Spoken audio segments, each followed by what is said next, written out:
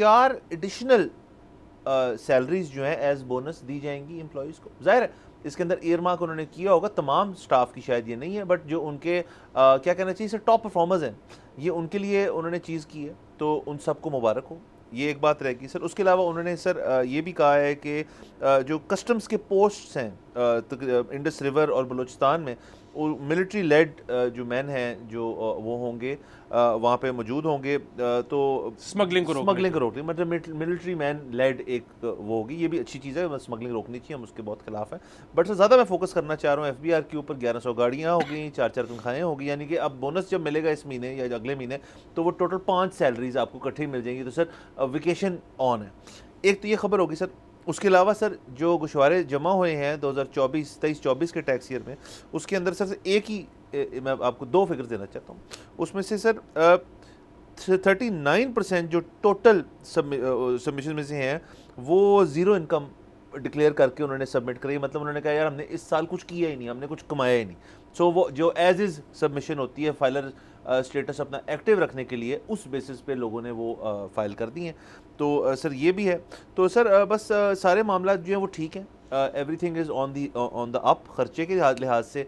और tax net जो है वो ज़ीरो टैक्सेशन जो है, ज़ीरो टैक्सेस, ज़ीरो वाली फाइलिंग जो है उसकी बेसिस पे बहुत अप है। तो सर आपको और पूरे वाम को मुबारक हो बहुत।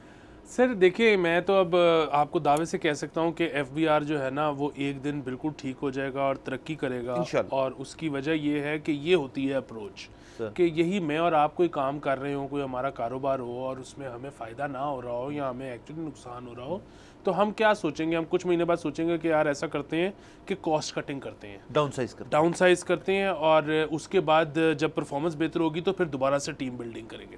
लेकिन सर जो बड़े इदारे होते हैं ना वो ऐसा नहीं सोचते, वो कहते हैं कि नुकसान हो रहा है और इन्वेस्ट करो। तो ये जो अप्रोच है ना ये इवेंचुअली कामयाबी की ज़मानत होती है सर। तो ये पैसे जो है वो ठीक है कि आपके टैक्स मनी से जा रहे हैं तो आप शायद शक कर रहे हो, लेकिन आपने शक की तबीयत आपको पता है कि आपने नहीं रखनी, आपने हमेशा पॉजिटिव रहना है सर। बाकी ये जो है ना कि जाहिर है कि ज़ीरो जो लोगों ने किया है वो ज़ीरो का मतलब ये होता है कि टैक्स एप्लीकेबल नहीं था। मतलब वो जाहिर है मैंने कमाया लेकिन वो टैक्स जो है वो या तो मेरा वो 6 लाख रुपए से कम थी इनकम, या वो एट सोर्स कट चुका था, या ये था या वो था। वैसे खैर वो सोर्स कटा हो तब भी आपको डिक्लेयर तो आप करती हो कि आपने कटवाया था। सो बुनियादी बात ये है कि ये तो अभी आपने बताया ना कि 32 अरब रुपया अब लग रहा है।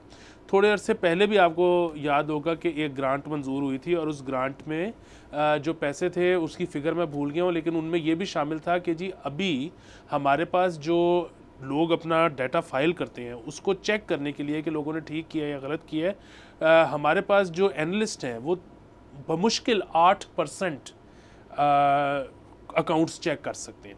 सो इन्होंने मज़ीद पैसे हुकूमत ने दिए थे, शहबाज शरीफ साहब ने दिए थे कि मज़ीद एनालिस्ट हायर हो सकें, बाहर से हायर करेंगे, जो कि ये फैसला कर सकें कि लोगों ने जो फाइल किया है वो ठीक किया या गलत।